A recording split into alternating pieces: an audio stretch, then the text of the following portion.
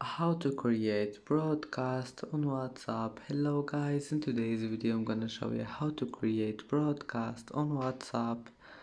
And now just open WhatsApp and then click these 3 points in the top corner, and after you click on it, just click this one, new broadcast, and here just add anyone, like, and that's it. Then just click here, and as you see, broadcast have been created, and that's it. It's easy. And that's it for today's video. If you like this video, don't forget like and subscribe, and thank you for watching this video until the end, and see you in the next video.